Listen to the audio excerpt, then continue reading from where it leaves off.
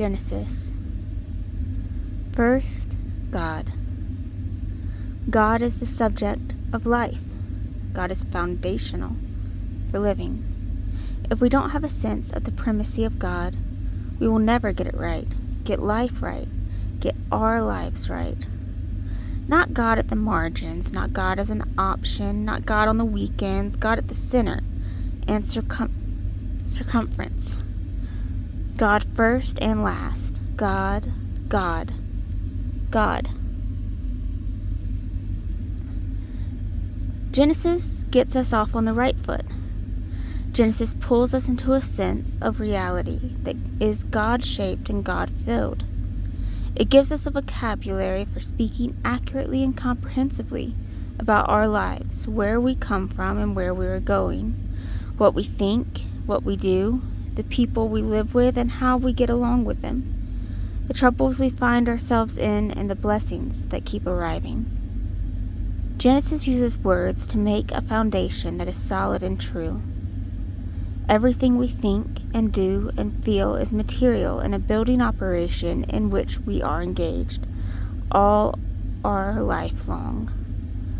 There is immense significance in everything we do. Our speech and our actions and our prayers are all, every detail of them, involved in this vast building operation, comprehensively known as the kingdom of God. But we don't build the foundation. The foundation is given. The foundation is firmly in place.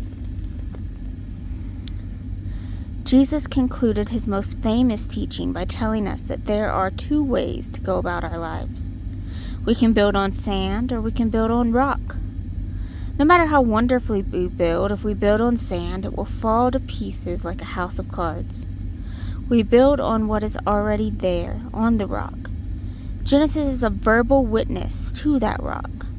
God's creative acts, God's intervening and gracious judgments, God's call to a life of faith, God's making a covenant with us. But Genesis presents none of this as an abstract, bloodless truth or principle. We are given a succession of stories with named people who loved and quarreled, believed and doubted, had children and married, experienced sin and grace. If we pay attention, we find that we ourselves are living variations of these stories. Adam and Eve, Cain and Abel, Noah and his sons, Abraham and Sarah, Isaac and Rebekah, Jacob and Rachel, Joseph and his brothers. The stories show clearly that we are never outsiders or spectators to anything in heaven and earth. God doesn't work impersonally from space. He works with us where we are, as he finds us. No matter what we do, whether good or bad, we continue to be a part of everything that God is doing. Nobody can drop out. There's no place to drop out to, so we may as well get started and take our place in the story at the beginning.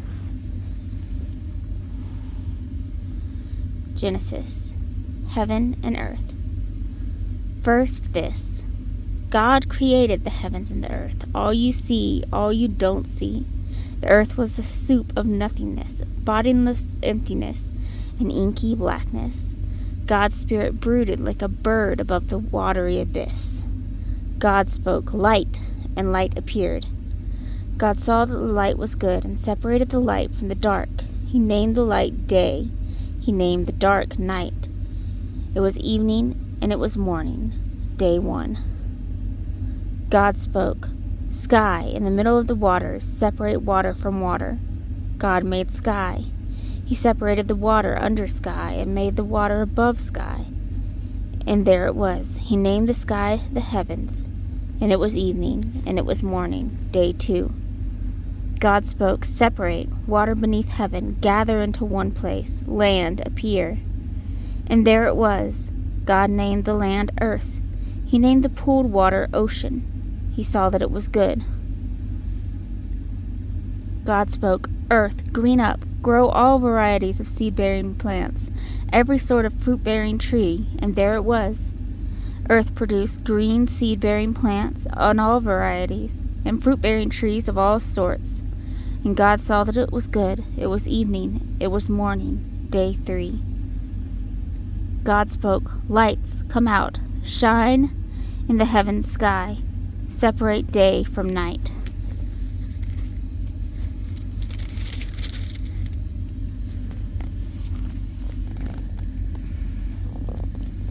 Mark seasons and days and years, light in heaven's sky to give light to earth, and there it was.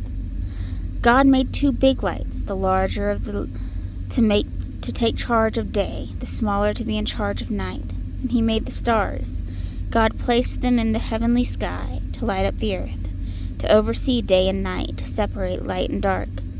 God saw that it was good. It was evening, it was morning, day 4. God spoke, "Swarm ocean with fish and all sea life, birds fly through the sky over the earth." God created the huge whales, all swarms of life in the water, every kind of species of flying bird. God saw that it was good. He blessed them. Prosper, reproduce, fill ocean. Birds reproduce on earth. It was evening, it was morning. Day 5. God spoke, "Earth, generate life of every sort and kind, cattle and reptiles and wild animals, all kinds." And there it was, wild animals of every kind, cattle of all kinds, every sort of reptile and bug. God saw that it was good. God spoke. Wait for it. "Let us make human beings in our image, make them reflecting our nature, so they can be responsible for the fish in the sea, the birds in the air, the cattle, and yes, earth itself, and every animal that moves on the face of the earth." God created human beings. He created them godlike, reflecting God's nature. He created them male and female. He blessed them. Prosper, reproduce, fill earth, take charge. Be responsible for fish in the sea and the birds in the air, for every living thing that moves on the earth. Then God said, "I've given you every sort of seed-bearing plant on earth, and every kind of fruit-bearing tree, given them to you for food. To all animals and all birds and everything that moves and breathes, I give whatever grows out of the ground for food." And there it was. God looked over everything he had made. It was good, so very good. It was evening, it was morning. Day 6. Heaven and earth were finished, down to the last detail. By the 7th day, God had finished his work. On the 7th day, he rested from all his work.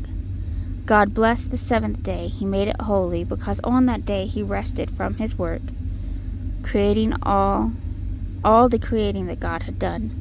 This is the story of how it all started, of heaven and earth when they were created.